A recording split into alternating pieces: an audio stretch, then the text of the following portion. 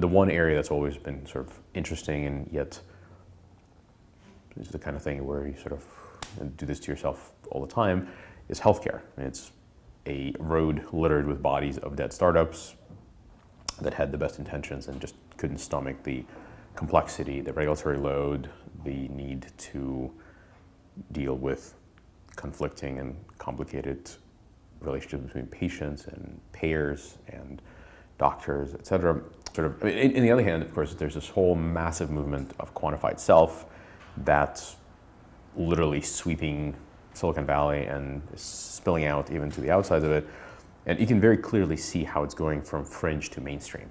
So as we shift into passive tracking and data gathering from these devices becomes something more of a norm as opposed to a choice, we'll really be able to impact cost of healthcare, because ultimately the only way we're going to fix healthcare, or cost of it anyway, in this country, is by arbitraging prevention versus correction. The cost of being admitted to an ER is tens of thousands of dollars sometimes, certainly thousands of dollars. Seeing a nurse that tells you, here's a pill to reduce your water retention that could ultimately result in a congestive heart failure, is at most several $100s, probably a phone call and a visit to a nearby pharmacy. So just that gap is where a lot of the money in healthcare disappears into.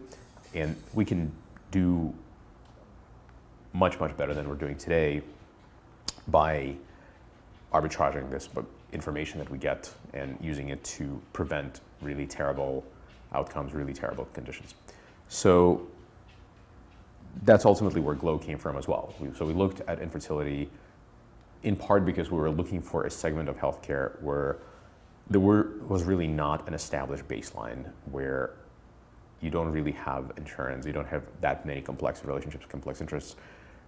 Interestingly enough, insurers typically treat infertility as an optional or elective care, which is totally not how women or couples trying to conceive and failing to do so are treating it. They think of it as an existential crisis a lot of times. People get horribly depressed or worse.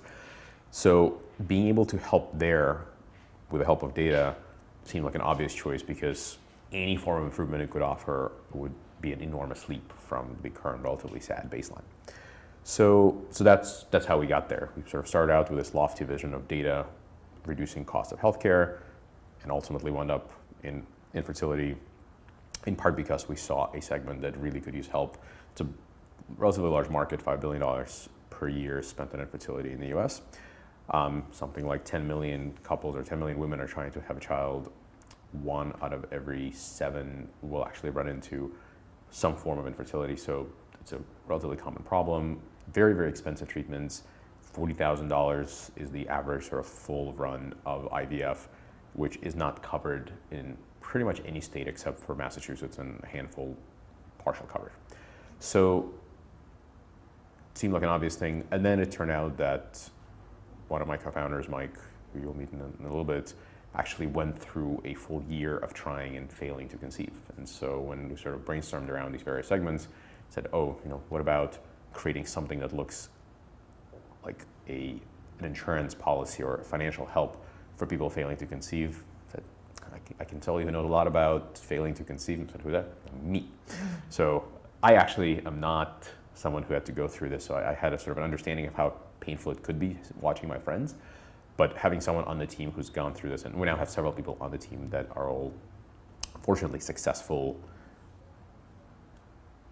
parents as a result of their success with infertility treatments of various kinds, definitely helps or informs our decisions and makes us very aware of what we have to build and how sensitive these issues are. So, one of the things that happens is you really lose a lot of the fun and intimacy of trying to make a baby. You go from this, oh my God, we're gonna be parents, to, oh, it's that time of the month. All right, well, let's make sure we hit it this time. And it damages families, and it can drive people away from each other. And even once they have a child together, they sometimes wind up being worse off as a family. A number of people that I've heard of that went through a terrible infertility cycle, ultimately conceived, and then got divorced is non-zero. I'm not sure exactly how common that is, but in my semi-immediate circle of friends, I've heard these stories before. So something that's designed to be warm and welcoming and creates an experience that plays to fun and excitement of having a child and doesn't let you forget that even if you're into year 2 of trying is very important. And we think we did as good a job with that as we did with the math and science part of it. So that piece is at least as important. The third piece that I think is critical is we're ultimately not just trying to offer you a better calculator.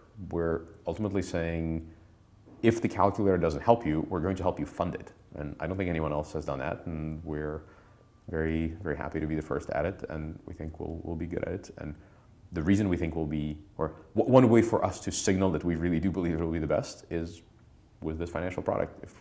If we are no more helpful than your average Excel spreadsheet, we're probably not going to do as well as we hope, but we're pretty sure we'll be okay.